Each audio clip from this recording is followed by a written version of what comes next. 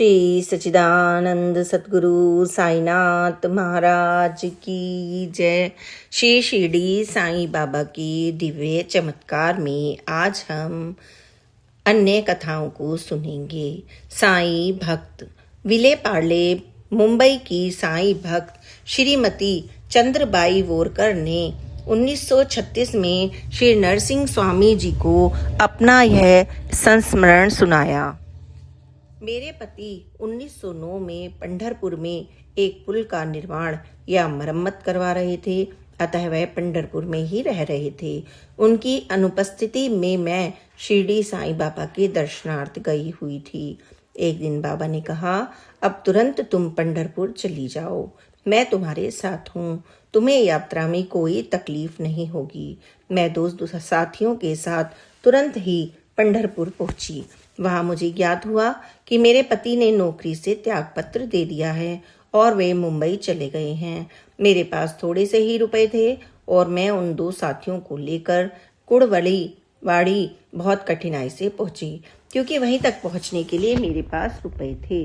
तभी एक फकीर मेरे सामने आए और मुझसे बोले, तुम क्या चिंता में हो? मैं उसे टालने का प्रयास करने लगी। उसने कहा, तुम्हारा पति तो इस समय ढोड़ में ही तुम अपने इन दोनों साथियों के साथ तुरंत ही वहां चली जाओ। मैंने कहा, मेरे पास वहां जाने के लिए रुपए कहाँ हैं? उस फकीर ने तुरंत ही मुझे ढोड़ के लिए 3 रेल के टिकट दे दिए।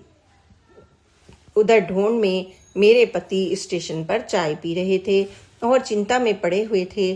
तभी एक फकीर उनके सामने प्रकट हुए और उनसे बोले, तुम मेरी माँ की उपेक्षा कर रहे हो, तुम्हारी पत्नी रेल के डिब्बे में आ रही हैं। मेरे पति भुचक्के हो गए।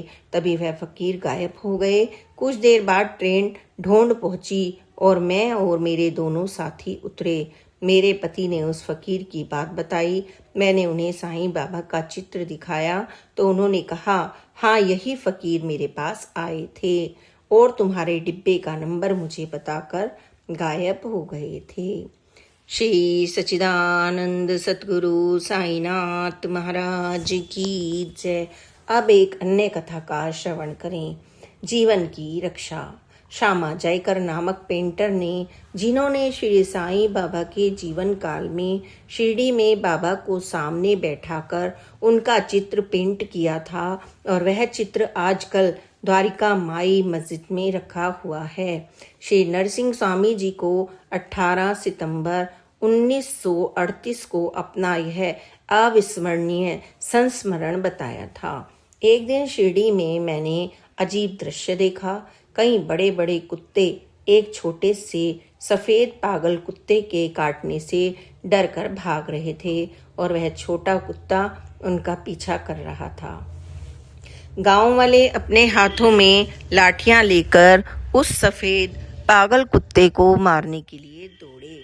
वह कुत्ता साईं बाबा की मस्जिद में घुसकर बाबा के पीछे जाकर छिप गया। लाठी लिए उसको मारने को उतारू गांव वालों को मस्जिद के बाहर खड़े देखकर बाबा ने उन्हें बहुत बुरा बोला और गालियां भी दी और कहा कि तुम्हें शर्म आनी चाहिए जो इस निरीह जीव को मारने को उतारू हो, भाग जाओ यहाँ से। तब मैं और डॉक्टर पिल्ले बाबा के पास ही खड़े थे और डर रहे थे कि कहीं वह पागल छोटा सा कुत्ता हमें न काट ले। गांव वालों को भगा देने के बाद बाबा ने उस कुत्ते का उपचार किया और उसके जीवन की रक्षा की। श्री सच्चिदानंद सतगुरु साईनाथ महाराज की जय। अब एक अन्य कथा का श्रवण करें। पेट पालन। खेरी गांव के बालकृष्ण रामचंद्र खेरीकर 1908 में शिरडी साईं बाबा के दर्शनार्थ उनकी द्वारिका माई मस्जिद में गए। वहां उन्होंने एक पाई का भिक्षा पात्र पड़ा हुआ पाया। बाबा ने कहा, यह तुम्हारे लिए ही है, इसे संभाल कर अपने पूजा गृह में रखना और इसकी पूजा करना, तुम्हारी बरकत होगी। 3 वर्ष तक अर्थात 1911 तक उसकी आर्थिक स्थिति में खूब बरकत हुई। पहले उसे रात को खाने को चावल तक नसीब नहीं होते थे, परंतु वह पाई पाने के बाद उसकी पत्नी उसके कुलकर्णी के काम की आमदनी से सोने के कंगन भी बनवाने योग्य हो गई। एक बार वह यात्रा पर गए थे। उन्होंने अपनी पूजा पोथी और उस पाई को पूजा करने के लिए दी थी। लौटने पर उसने उस पाई को खो दिया। तभी से अर्थात 1911 से उनके दुर्भाग्य का आरंभ हो गया। 6 माह में ही उसकी पत्नी की मृत्यु हो गई।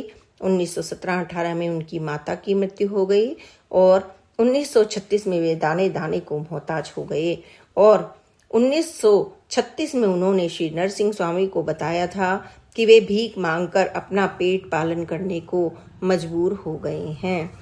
श्री सच्चिदानंद सद्गुरु साईनाथ महाराज की जय। Please like, subscribe and share this channel. Om Sai Ram, जय साई राम, ओम साई राम।